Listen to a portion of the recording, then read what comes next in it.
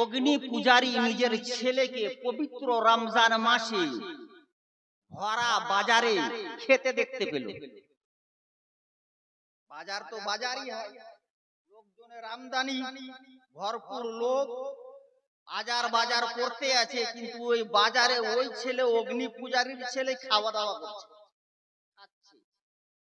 বাবার নজর ছেলের ওপরে পড়ে গেল, আর যেমনি ছেলের ওপরে পড়েছে সে কিন্তু আর সহ্য করতে পারলো না।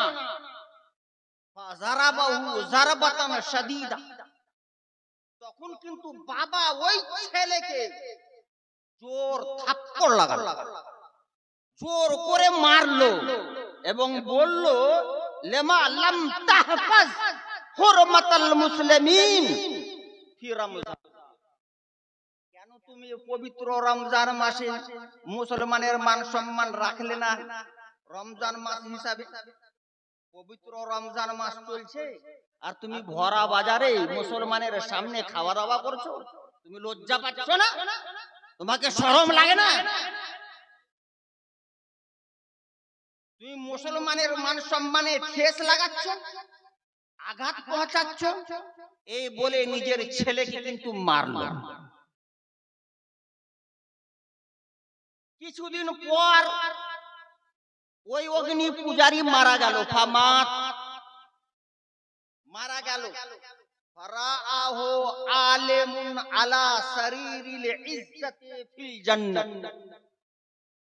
যখন মারা গেল ওই অগ্নি পূজারী, এক আলিমে রাব্বানি তাকে মান সম্মানের স্থানে জান্নাতের মধ্যে দেখতে পেলেন। জোরে বলুন সুবহানাল্লাহ। অগ্নি পূজারী বেদিন, বেঈমান, ঈমানের একটুকু অংশ ছিল না, চুল পরিমাণও অংশ ঈমানের ছিল না তার ভিতরে, কিন্তু এক আলিমে রাব্বানি স্বপ্ন যোগে দেখতে পাচ্ছে সে মান সম্মানের স্থানে জান্নাতের মধ্যে বসে আছে। ও আলিমে দিন, আলিমের তো ব্যাপার এটাই, বলবে বেশি। কিছু আলিম এমনও আছে যেগুলো বলার না হয় সেটাও বলে। আমি ওই মৌলবি না যেটা বলার নাই সেটা বলবো। এমনও কিছু মৌলবি আছে আমি বলবো কিছু আর রিলিজ করবে কিছু, আর সেটাও না। যেটা বলবো সত্য, কারো মাজাল থাকে, ক্ষমতা থাকে, শক্তি থাকে, আমনে সামনে এসে কথা বলো।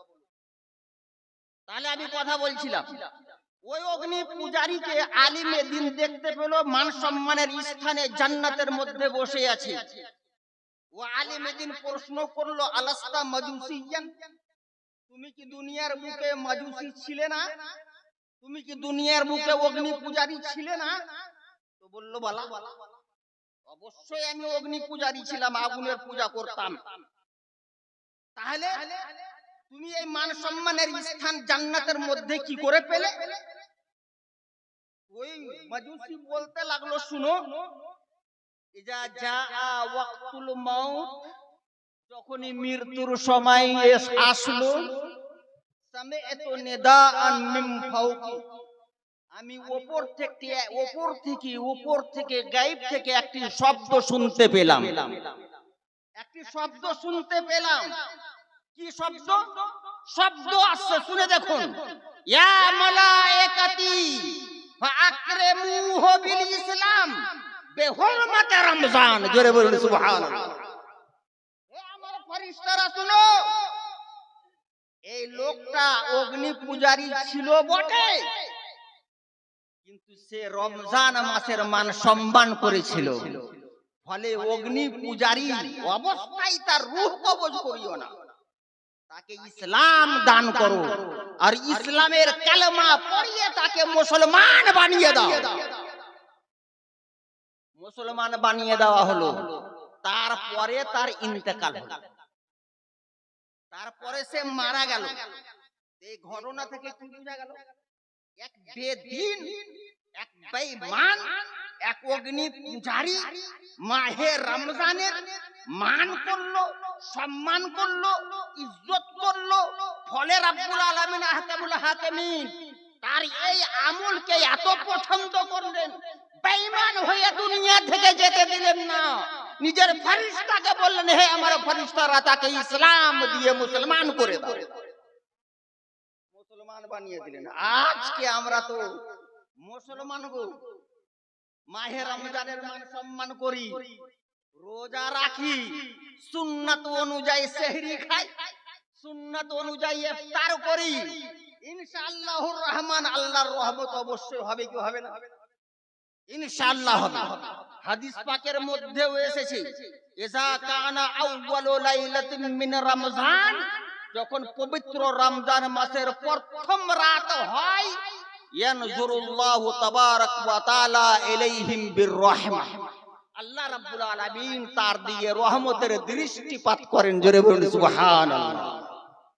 আচ্ছা, একটা কথা বলুন, আল্লাহ তাআলা যার দিকে রহমতের নজর করবেন, তাকে কি আযাব দিবেন? তাকে কি আযাব দিবেন? রহমত হয়ে গেল তো আযাব আবার কিস? আযাব আবার কিসের? আযাব হতে পারে না। আজিজানে কেরামি, মুআজ্জাজ হাজির, তো আল্লাহ তাবারক ওয়া তাআলার রহমতের নজর করেন প্রথম রমজান মাস। রমজান মাসের প্রথম রাত্রে আল্লাহ তাআলা রহমতের দৃষ্টিপাত করেন।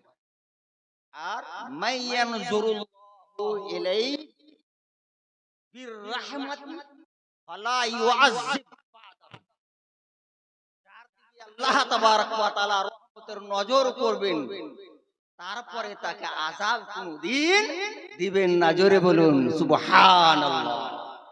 বিরাদরানে ইসলাম, এই পবিত্র রমজান মাস আমাদের কাছে আছে, আর আল্লাহর হাজার হাজার শুকর যে রমজান মাস পেয়েছি, রমজান মাস পেয়েছি, আর রমজান মাসের হক আদায় করার আল্লাহ রাব্বুল আলামিন আমাদেরকে সুযোগ দান করেছেন। একটি হাদিস পাকের মধ্যে এসেছে, রুওয়া আনিন নবী আলাইহিস সালাতু ওয়াস সালাম, ইন্নাল্লাহা তাআলা খালাকা মালাকান, অবশ্যই আল্লাহ তাআলা একটি ফেরেশতা সৃষ্টি করেছেন। ওয়ালাহু আরবাআতু আওজুহিন, ওই ফেরেশতার চারটি চেহারা বানিয়েছেন। কটি? চারটি চেহারা বানিয়েছেন। মিন ওয়াজহিন ইলা ওয়াজহিন মাসিরাতু আলফি সানাতিন, এক চেহারা থেকে অন্য চেহারা পর্যন্ত দ্বিতীয় চেহারার মাঝখানে ব্যবধান 1000 বছর রয়েছে। জোরে বলুন সুবহানাল্লাহ। তাহলে চিন্তা করে দেখুন, ফেরেশতা কত লম্বা, কত চওড়া, ফেরেশতা কত লম্বা, কত চওড়া। এক চেহারা থেকে অন্য চেহারার মাঝখানে ব্যবধান 1000 বছরের, 1000 বছরের। আর চারটি চেহারা রাব্বুল আলামিন ওই ফেরেশতার বানিয়েছেন। তাহলে চারটি চেহারাতে ওই ফেরেশতা করেন কি? হাদিস পাকের ভাষায় শুনুন, ওয়া বিওয়াজহিন ইয়াসজুদু ইলা ইয়াউমিল কিয়ামা ওয়া ইয়াকুলু ফি সুজুদিহি, একটি চেহারা দিয়ে সাজদা করে। জোরে বলুন সুবহানাল্লাহ। আর সাজদা অবস্থায় আল্লাহ পাকের গুণগান কি বলে? সুবহানাকা মা আ'জামা জামালুক। কিয়ামত পর্যন্ত ওই ফেরেশতা এক চেহারা দিয়ে সাজদায় পড়ে থাকবেন, আর সাজদারত অবস্থায় এই তাসবিহ পাঠ করবেন, সুবহানাকা মা আ'জামা জামালুক। হে আল্লাহ, তোমারই পবিত্রতা, তোমার সৌন্দর্য কত ভালো, তোমার সৌন্দর্য কত ভালো। এই যে পবিত্রতা বয়ান করবে, কিয়ামত পর্যন্ত বর্ণনা করতেই থাকবে। ওয়া মিন ওয়াজহিন ইয়ানজুরু ইলা জাহান্নাম, আর একটি চেহারা দিয়ে ওই ফেরেশতা জাহান্নামকে দেখবেন। একটি চেহারা দিয়ে ওই ফেরেশতা জাহান্নামের দিকে দেখবেন, আর জাহান্নামের দিকে দেখে বলবেন, দেখেই থাকবেন কিয়ামত পর্যন্ত, দেখতেই থাকবেন। দেখে বলবেন, ওয়াল ওয়াইলু লিমান দাখালাহা, ওই ব্যক্তি ধ্বংস হয়ে যাক যে ব্যক্তি এই জাহান্নামের মধ্যে যাবে, ধ্বংস হয়ে যাক, ওই ব্যক্তি বরবাদ হয়ে যাক, নষ্ট হয়ে যাক যে জাহান্নামের মধ্যে যাবে। বিরাদরানে ইসলাম, তো একটি চেহারা দিয়ে এই বলতে থাকে, ওয়া মিন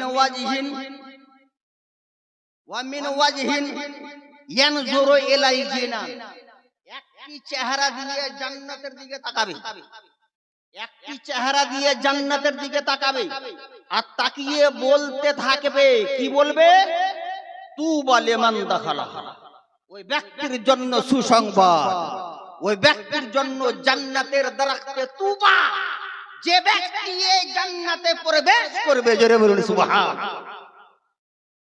ওয়া মিন ওয়া বিওয়াজহিন ইয়ানজুরু ইলা আরশির রহমান, একটি চেহারা দিয়ে আল্লাহ তাবারক ওয়া তাআলার আরশে আযমকে তাকাবেন, আল্লাহ তাআলার আরশে আযমকে তাকাবেন আর তাকিয়ে কি বলবেন? ঈমান তাজা হইবে। শুনে দেখুন, আরশে আযমের দিকে তাকিয়ে ওই ফেরেশতা বলবেন, রব্বির হাম ওয়ালা তুআযিব সাইমি রমজান মিন উম্মতি মুহাম্মাদিন আলাইহিস সালাম।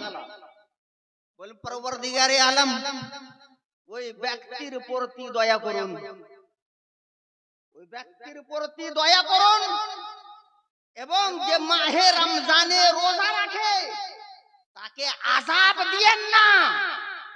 উম্মতে মুহাম্মাদির মধ্যে যারা আছে, জোরে বলুন সুবহানাল্লাহ। বিরাদারানে ইসলাম, এক ফেরেশতা উম্মতে মুহাম্মাদির জন্য এই দোয়া, যে উম্মতে মুহাম্মাদিরা রোজা রাখে, যে উম্মতে মুহাম্মাদিরা রোজা রাখে। তো রোজাও তিন রকম হয়। কয় রকম রোজা শুনেছেন আজ পর্যন্ত? আমরা তো একটাই জানি, যে সেহরি খাওয়ার সময় শেষ হলো, নিয়ত করে নিলাম, ইফতারের সময় ইফতার করে নিলাম, এটা কি রোজা বলা যায়? খেতে হবে না, জলও পান করতে হবে না, আর স্ত্রীর কাছেও যেতে হবে না। এই তিনটি জিনিস থেকে যারা বিরত থাকবে তাদেরই হলো রোজা। এটা কি রোজা বলে? তো রোজা তিন প্রকারের হয়। কয় প্রকারের? আরে বলুন। তিন প্রকারের। একটা হচ্ছে সাওমুল আওয়াম, একটা হচ্ছে সাওমুল খাওয়াস, আর একটা হচ্ছে সাওমু খাওয়াসিল খাওয়াস। সাধারণ মানুষের রোজা এক নম্বর। দুই নম্বর বিশিষ্ট ব্যক্তিদের রোজা। তিন নম্বর বিশিষ্ট ব্যক্তিদের মধ্যে বিশিষ্টদের রোজা। জোরে বলুন সুবহানাল্লাহ। তিন রকম রোজা শুনতে পেলেন, তিন প্রকার। এক নম্বর সাধারণ লোকের রোজা, দুই নম্বর বিশিষ্ট লোকদের রোজা, তিন নম্বর বিশিষ্টদের মধ্যে বিশিষ্ট লোকের রোজা। তাহলে সাধারণ মানুষের রোজা কি হয়? সাধারণ মানুষের রোজা কি হয়? তো বলা হয়েছে কাফুল বাতনি ওয়াল ফারজি আন কাযাইশ শাহওয়াত, নিজের পেটকে দানা থেকে বাঁচিয়ে রাখা, পানি থেকে বাঁচিয়ে রাখা, সহবাস থেকে বাঁচিয়ে রাখা, এটা হচ্ছে রোজা। রোজার সময় সেহরির শেষ সময় থেকে ইফতার করা পর্যন্ত এই মাঝখানের যে টাইমটা আছে, দানা, পানি এবং সহবাস থেকে বেঁচে থাকার নাম রোজা। সাধারণ মানুষের রোজা এটাই হয়। সাধারণ মানুষের রোজা এটাই হয়। তাহলে রোজার সংজ্ঞা বুঝে গেলাম। সেহরির সময় সেহরি খেয়ে নিয়ত করে নিলাম, ইফতারের সময় ইফতার করে নিলাম, মাঝখানে দানা খেলাম না, পানি পান করলাম না, সহবাস করলাম না, তাহলে রোজা হয়ে গেল। এটা সাধারণ মানুষের রোজা। আর বিশিষ্ট লোকদের রোজা দুই নম্বর রোজা। বিশিষ্ট লোকদের রোজা কি রকম হয়? বিশিষ্ট লোকদের রোজা ফাকাফুল জাওয়ারিহি আনিল আসাম।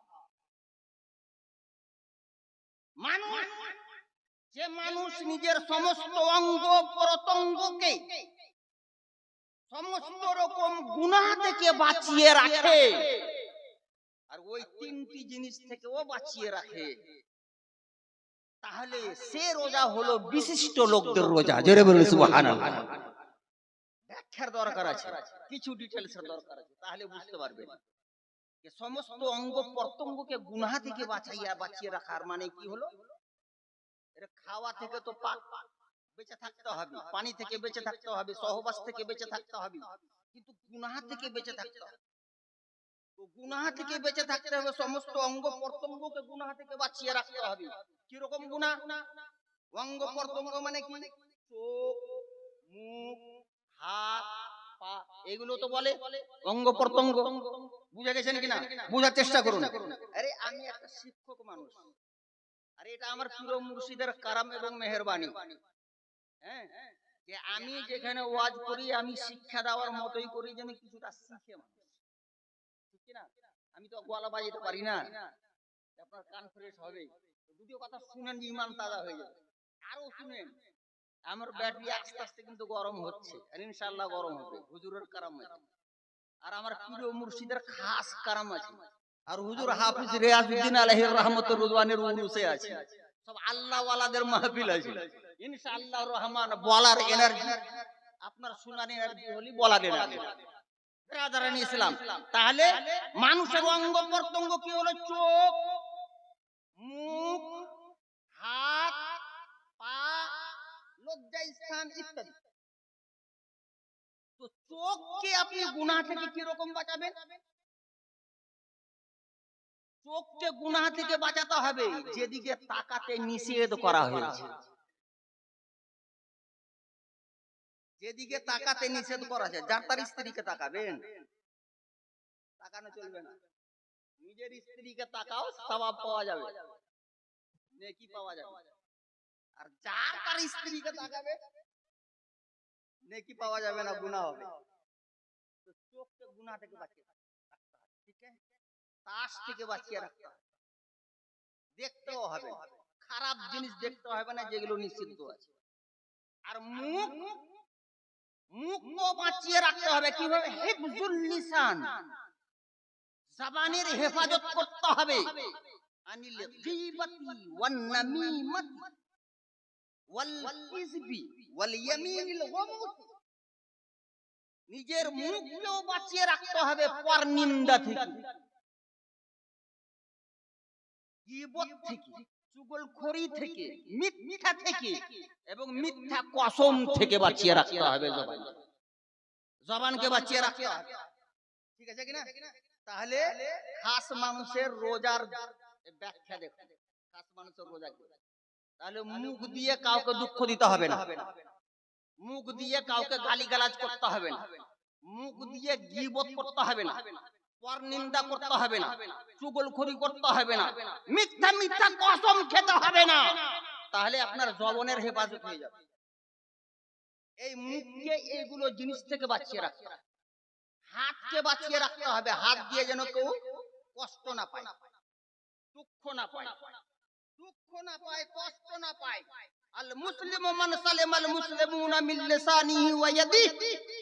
এর বাস্তব এবং কামিল মুসলমান ওই ব্যক্তি যে ব্যক্তি দ্বারা অন্য মুসলমান কষ্ট না পায়, সে হলো কামিল মুমিন, কামিল মুসলমান, কামিল ওয়াফাদার। ব্রাদারান ইসলাম, মুখ দিয়েও যেন এই রমজান মাসে কাউকে কষ্ট আপনি না দেন, চেষ্টা এটাই করবেন। মিথ্যা কসম খাবে না, ঝুট গীবত করবেন না। হাত আপনাকে দিয়েছেন আল্লাহ রাব্বুল আলামিন, হাত দিয়ে কষ্ট দিতে হবে না, পা জুয়ার আড্ডার দিকে নিয়ে যেতে হবে না, তাড়ির ভাট্টির দিকে যেতে হবে না, শরাবের দিকে নিয়ে যেতে হবে না, খারাপ জায়গাতে নিয়ে যেতে হবে না। আল্লাহ এর জন্য দিয়েছেন মসজিদে নিয়ে যান, আল্লাহ এর জন্য দিয়েছেন আল্লাহ ওয়ালাদের মাহফিলে নিয়ে যান, আল্লাহ এর জন্য দিয়েছেন ঈদগাহে নিয়ে যান, আল্লাহ এর জন্য দিয়েছেন রাসূলুল্লাহর ঘর মাদ্রাসার দিকে নিয়ে যান, আল্লাহ এর জন্য দিয়েছেন মাতা পিতার খিদমত করেন, ঠিক কিনা? এই তো আল্লাহ বিশিষ্ট লোকদের রোজা, এটাই হয় বিশিষ্ট লোকদের রোজা। আর একটা রোজা বলি, মুফতির কোর্স আরম্ভ হবে আমাদের কালিমিয়া সিরাজিয়া গরিব নওয়াজ মিশনে, এবং আমাদের মেয়েদের জন্য একটি মহিলা মাদ্রাসা কায়েম করা হয় কালিমিয়া সিরাজিয়া গরিব নওয়াজের শাখা হিসেবে। আর হুজুরের প্রতিনিধিত্বে এই মহিলা মাদ্রাসা কায়েম করা যাবে। উনি চিন্তা ভাবনা করে নিয়েছেন। ইনশাআল্লাহ কিছু না কিছু রেজাল্ট দেখতে পাবেন। আপনাদের কাছে দরখাস্ত এই যে হুজুরের সহযোগিতা আপনারা সকলে মিলে জুলে করবেন, ঠিক কিনা? তো হুজুর যে ডিসিশনটা নিয়েছেন সেটা ভালো না খারাপ একটু বলুন তো? ভালো না? আমাদের মেয়েরা যেন জানুক পাক কি না পাক কি, হালাল কি হারাম কি, স্বামীর মান সম্মান কতটা, শ্বশুর শাশুড়ির মান সম্মান কতটা, বাবা মায়ের মান সম্মান কতটা, কিভাবে আমাদেরকে জীবন কাটতে হবে, কিভাবে বাস্তব হযরতে ফাতেমা জাহরার কানিজ এবং গোলাম দাসী হতে হবে, যেন এই জিনিসটা জানতে পারে, সুন্নতে রাসূলকে জানতে পারে। যেহেতু অনেক আমাদের মা বোনেরা আছে যে গোসল করার নিয়ম জানে না, সত্য কথা কিনা? ভাইরাও জানে না, মায়েরাও জানে না, কিন্তু ভাইদের বাবাদের মধ্যে অনেক জেনে গেছেন, বাচ্চারা অনেক আলিম তৈরি হয়ে গেছে, কিন্তু মাদের বোনদের মধ্যে এই জিনিসটার অভাব। এই অভাবটা হুজুর অনুভব করেছেন যে না, তাহলে ফায়দাই কি, যে ছেলেরা শিখুক মেয়েরা না শিখুক। খুব সুন্দর কিন্তু এই ব্যবস্থা উনি নিয়েছেন আর চিন্তা ভাবনা করেছেন। আল্লাহ তাবারক ওয়া তাআলা যেন তার চিন্তা ভাবনাকে পূরণ করেন। জোরে বলুন আল্লাহুম্মা আমিন। এই মাহফিলে উনি এলান করালেন হাজী সাহেবকে দিয়ে, সেক্রেটারি সাহেবকে দিয়ে, আর আমি অল্প করে ব্যাখ্যা করলাম। তাহলে আপনাদেরকে সব সময় আমাদের সঙ্গে থাকতে হবে, দ্বীনে ইসলামের সঙ্গে থাকতে হবে। ইসলামের আলো যেন আপনাদের ছেলে পর্যন্ত পৌঁছে, আপনাদের মেয়ে পর্যন্ত পৌঁছে, গোটা বাড়িতে ইসলাম এবং কোরআনের আলো জ্বলতে থাকে। আচ্ছা, মিশনে যারা ভর্তি করাবেন নিজের মেয়েকে, এই যে ঈদের পর, ঈদের চাঁদ যেটা উঠে ওটাকে শাওয়াল মাস বলে, মানে এপ্রিলের 10 তারিখ পর্যন্তই মনে করেন, এপ্রিলের 10 পর্যন্ত ফর্ম পাওয়া যাবে মিশন থেকে। আপনারা ফর্ম অর্জন করবেন আর নিজের মেয়েদের ভর্তির ব্যবস্থা নেবেন ইনশাআল্লাহ। হুজুর চিন্তা ভাবনা করে নিয়েছেন, আলে নবী আওলাদে আলীর মুখ দিয়ে বেরিয়ে গেছে, অবশ্যই হবে ইনশাআল্লাহ। জোরে বলুন সুবহানাল্লাহ। আরে এই কথাই তো বুঝাইতে চাইছিলাম। হুজুর হাফিজ রিয়াজউদ্দিন আলাইহির রহমত ওয়া রিদওয়ান আর সাইয়্যিদনা মুরশিদনা মাসরুর আহমদ কালিমি চিশতি আলাইহি রহমাতুল বারী, ইনিও দ্বীনের কাজ করেছিলেন বলে আজকে আমরা ভুলতে পারছি না হাফিজ রিয়াজউদ্দিন কিবলা আলাইহির রহমত, তাই না? তিনি চিনতে পেরেছিলেন, দূরদর্শিতা দেখুন, এমন ভাবে চিনেছিলেন হুজুর সাইয়্যিদনা মুরশিদনা মাসরুর আহমদ কালিমি চিশতি আলাইহি রহমাতুল বারীকে। ইনি দাওয়াত করেছিলেন আমার পীর মুর্শিদ, ঠিক কি না? ইনি দাওয়াত করেছিলেন পীর মুর্শিদকে, দাওয়াত করেছিলেন, এই এলাকাতে নিয়ে এসেছিলেন। কিন্তু মোহাব্বত এবং প্রেম তো দেখুন, প্রেম দেখুন। হুজুর হাফিজ রিয়াজউদ্দিন আলাইহির রহমতুর রিদওয়ান বলছেন, হুজুর দাখিলে সিলসিলা আমি করব না, আপনি করে নেন। জোরে বলেন সুবহানাল্লাহ। দ্বীনের কাজ হওয়া দরকার। উনি যেহেতু কাদরি, আমার হুজুর চিশতি কাদরি সবকিছু, উনি চিন্তা ভাবনা করলেন ইনার হাতে যে মুরিদ হয়ে যাবে, চিশতিও হবে, কাদরিও হবে, সোহরাওয়ার্দিও হবে, নকশবন্দিও হবে। ব্রাদার, কেউ যদি চিশতি হয়, কাদরিকে না মানে, তো বাস্তবে সে আমার নজরে চিশতি না, বাস্তবে সে আমার নজরে চিশতি না। কেউ কাদরি হবে আর চিশতিকে অমান্য করবে, আমার নজরে সে কাদরিও না। কেউ সোহরাওয়ার্দি দাবি করবে, নকশবন্দিকে অস্বীকার করবে, সে আমার নজরে সোহরাওয়ার্দি না। কেউ নকশবন্দি দাবি করে, চিশতিকে না মানে, কাদরিকে না মানে, অমান্য করে, সোহরাওয়ার্দিকে অমান্য করে, তো আমার নজরে সে নকশবন্দিও না। মাযহাব যেমন চারটি হক, সে মতো উলামায়ে কেরামের একমত, ফুকাহাদের একমত, মুহাদ্দিসিনদের একমত, আউলিয়ায়ে কেরামের একমত, চার সিলসিলায় হক, জোরে বলুন সুবহানাল্লাহ। কাদরি ছিলেন হাফিজ রিয়াজউদ্দিন, আমার হুজুর সিলসিলায় চিশতিয়ায় বেশি দিনের কাজ করছিলেন। কিন্তু প্রেমটা দেখুন, ভালোবাসাটা দেখুন। বলছেন হুজুর আপনি এই খিদমত করুন আর নিজের দামানে নেন, আপনি দাখিলে সিলসিলা করুন, আপনি মুরিদ করুন। দেখুন ये तो হুজুর হাফিজ রিয়াজউদ্দিন আলাইহির রহমত ও রিদওয়ান এবং আমার পীর মুর্শিদের মাঝখানে মহব্বত সব সময় হুজুর রিয়াজউদ্দিন আমার পীর মুর্শিদকে এগিয়ে রেখেছিলেন, জোরে বলুন সুবহানাল্লাহ। কারণ উনি ওয়ালি ছিলেন আর জানতে পারতেন যে হুজুর মাসরুর মিয়া ওয়ালি ইবনে ওয়ালি এবং আলে নবী আওলাদে আলীও ছিলেন, জোরে বলুন। ওনার নজর দেখুন সুবহানাল্লাহ মাশাআল্লাহ, ঠিক কি না? আর একটা কথা শুনবেন, হুজুর মুস্তাফা মিয়া আলাইহির রহমত ও রিদওয়ান আশরাফি সিলসিলার না হুজুর, হুজুর কাদরি মিয়ার বাবা হুজুর মুস্তাফা মিয়া আলাইহির রহমত ও রিদওয়ান আশরাফুল আউলিয়া জিনার খেতাব। আমার শোনা গুরুত্বপূর্ণ লোকদের মুখে শোনা কথা বলছি, আমি এমনিতে শোনা কথা তাড়াতাড়ি বলি না। আমি যেখানে বক্তব্য রাখি হাদিস এবং কোরআন থেকে প্রুফ নিয়ে বলি। কিন্তু এই ভালোবাসাটা কিন্তু ওই এলাকাতে এত চর্চা হয়ে গেছে যে চর্চাটাকেই আমি দলিল মনে করি আর ওলামায়ে কেরামও দলিল মনে করে, জোরে বলুন সুবহানাল্লাহ। সে চর্চা হিসাবে আমি ওই ঘটনাটা বলি। রিকশা লেগে আছে, তখন আর টোটো আর অটো ছিল না, এত সুবিধা ছিল না, এত সুবিধা ছিল না। রিকশা দাঁড় হয়ে আছে তালতলায়, হুজুর মুস্তাফা মিয়াও আছেন আর আমাদের পীর মুর্শিদ হুজুর সৈয়দি মুর্শিদি মাসরুর আহমদ কালিমি চিশতি আলাইহি রহমাতুল্লাহ বারিও আছেন। দুজনের প্রেম এবং ভালোবাসা দেখুন, দুজনের প্রেম এবং ভালোবাসা দেখুন।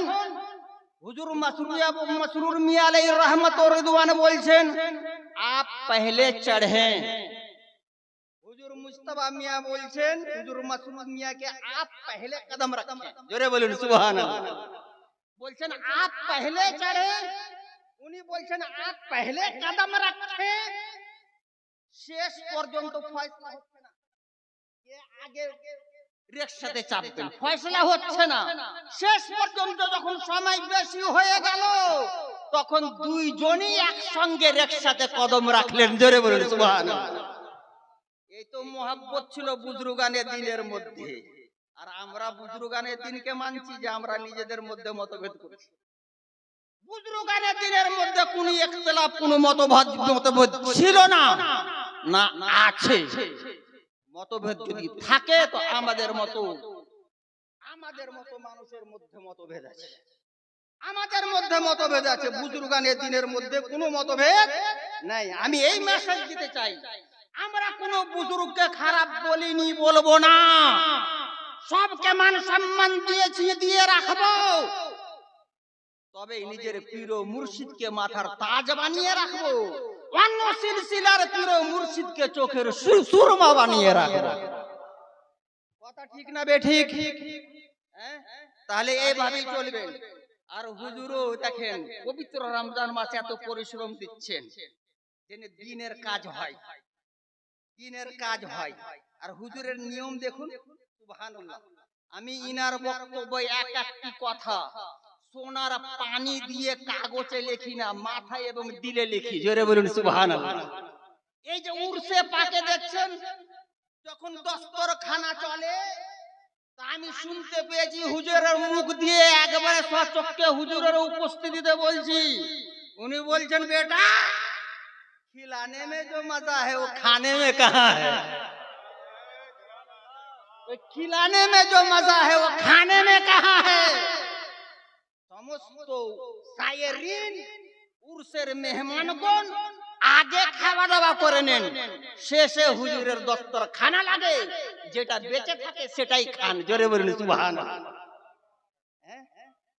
বিরাদরানে ইসলাম, আর একটা বড় আফসোস এবং দুঃখের বিষয়, কিন্তু ব্যথা দেখুন হুজুরের, হুজুর যে আসছেন এলাকাতে আর আমাদের যে অভ্যাস, কেউ 10 টাকা দিই, কেউ 5 টাকাও দিই, এরকম দেখেছি আমি আমার নিজের কাছে।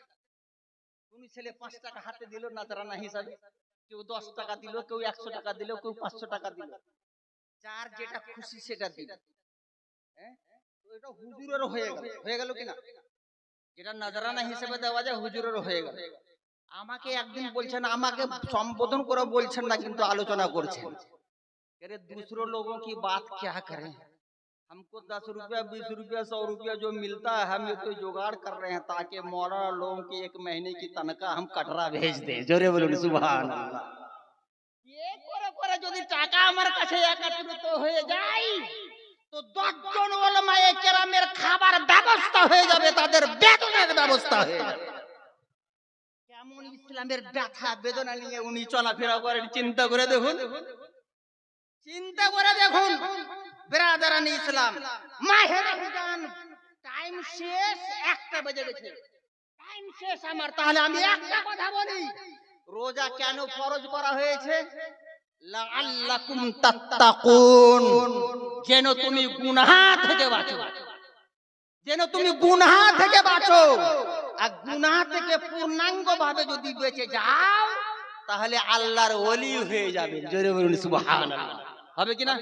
আল্লাহ পাক স্বয়ং ইরশাদ করেছেন, ইন আউলিয়াউহু ইল্লাল মুত্তাকুন, আল্লাহর বন্ধুগণ একমাত্র পরহেজগার গণী। পরহেজগার গণী হয় ব্রাদারান ইসলাম। তো এই পবিত্র রমজান মাস রোজা ফরজ করা হয়েছে, আপনার নফস দুর্বল হয়ে যাচ্ছে, কিন্তু ঈমান আপনার মজবুত হয়ে যাচ্ছে। আপনার নফস সবাই কিন্তু বুরাইর দিকে, গুনাহের দিকে নিয়ে যাবে। কোরআন বলছে, ইন্নান নফসা লাআম্মারাতুন বিসসু, নফস মানুষকে সব সময় গুনাহর হুকুম দেয়, তাই কি তাই না? দুনিয়ার মজা তো 4টি, খানা পিনা সোনা জমা করা, এই 4টাই লজ্জা, 4টি মজা ব্রাদারান ইসলাম। আর এই 4টি জিনিস থেকে নফসকে বিরত রাখা মানে নফসকে কাবুতে রাখা। বলে কি করে? কি করে?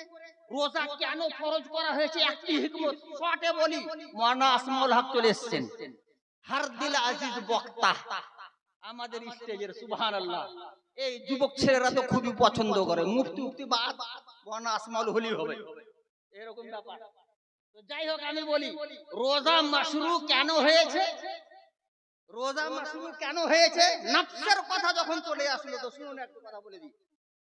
যখন আল্লাহ তাআলা নফসকে তৈরি করেন, সৃষ্টি করেন, তো ইরশাদ করলেন, ইয়া আইয়াতুহান নফস আকবিলি ফালাম তাজিব। আল্লাহ তাআলা যখন নফসকে সৃষ্টি করলেন, করে বললেন, হে নফস, আমি তোমাকে পয়দা করলাম, তুমি এদিকে এসো। তো নফস উত্তর দিল না। হ্যান্ডটা দেখেন কত হ্যান্ডটা। 18,000 মাখলুকাতের সৃষ্টিকর্তা রব্বুল আলামিন, খালিক ও মালিকে হাকিকি, তার কথা নফস শুনলো না, কোনো উত্তরই দিল না। হ্যান্ডটা কিনা আপনি নিজের ছেলেকে বলেন, এই এদিকে এসো, তো যদি না শুনে তো বলবে এই ছেলেটা হ্যান্ডটা হয়ে গেছে। হ্যাঁ, তো নফস হ্যান্ডটা কথা শুনলো না, আল্লাহ ডাকলো কিন্তু শুনলো না। আবার আল্লাহ পাক ইরশাদ করছেন, আকবেলি আকবেলি, আসলো। আসার পরে বলছে, আল্লাহ পাক ইরশাদ করছেন, আচ্ছা বলো তো, মান আনতা ওয়া মান আনা, তুমি কে এবং আমি কে? বলো তো, তুমি কে এবং আমি কে? তো নফস বলছে, আনা আনা আনতা আনতা, আমি আমি, তুমি তুমি। হ্যান্ডাগিরি কিনা কথাটা?